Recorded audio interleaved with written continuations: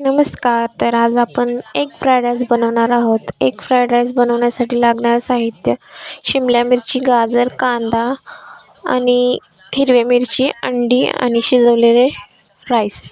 ते कोलम राईस आहे. तुम्ही तुमच्या पद्धतीनं कोणताही राईस शिजवून घ्यायचा आहे, म्हणजे भात बनवून घ्यायचा आहे. आता सर्वप्रथम आपण कढईमध्ये तेल घ्यायचं आहे. तेलामध्ये अंडे भाजून घ्यायचे आहेत, म्हणजे साधारण आपल्याला त्याची भुर्जी करून घ्यायची आहे फक्त अंड्याची. त्याच्यामध्ये मीठ टाकून बघू शकता, या पद्धतीने मी 5 अंडी घेतलेले आहेत.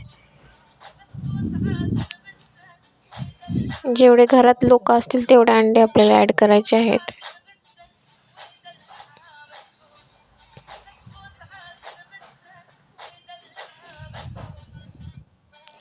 अंड्याची भुर्जी करून घ्यायची आहे आपल्याला. नक्की करून बघा ही रेसिपी. लहान मुलांना पण आवडते आणि मोठ्यांना पण आवडते. खूप टेस्टी लागते. आपण ह्याला अंडा पुलाव किंवा आपण ते चायनीजमधलं राईस खातो ना, त्या पद्धतीचंच आहे. त्या पद्धतीचंच टेस्ट लागते ह्याला.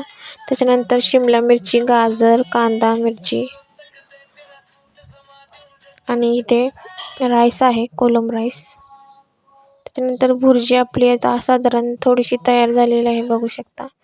या पद्धतीने आपल्याला हलवून घ्यायचं आहे, सारखं सगळीकडून भाजून घ्यायचं आहे अंड्याला.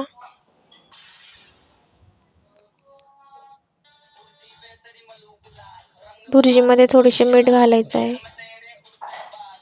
तर ते भुर्जी झालेलं आहे, ते भुर्जी काढून घ्यायचं. आता कढईमध्ये तेल टाकायचं आहे. तेल तापल्यानंतर त्याच्यामध्ये आपण आता शिमला मिरची आणि गाजर, सर्वप्रथम आपल्याला कांदा भाजून घ्यायचा आहे. कांदा लालसर भाजून घ्यायचा आहे.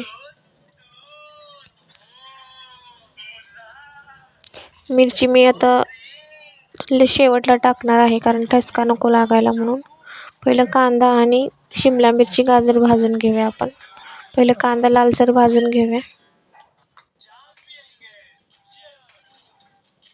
कांदा आपला तयार आहे बघा. आता त्याच्यामध्ये शिमला मिरची आणि गाजरचे कट केलेले पीस आहेत ते टाकायचं आहे, ते भाजून घ्यायचं आहे. अशा पद्धतीने छोटे छोटे कट करायचे आहेत.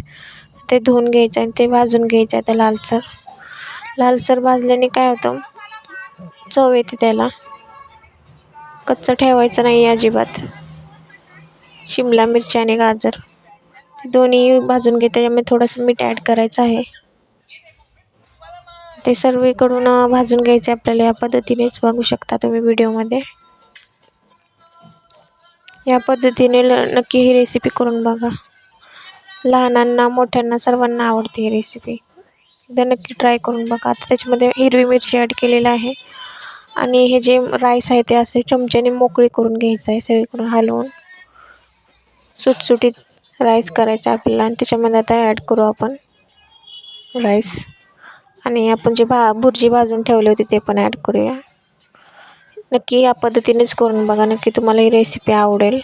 अशाच नवनवीन रेसिपीसाठी माझ्या चॅनलला सबस्क्राईब करा, फॉलो करा आणि कमेंट करून सांगा कशी वाटली रेसिपी. आणि तुम्हाला कोणती अजून रेसिपी करून दाखवू, मला कमेंट करून नक्की सांगा. Thank you for watching. बाय.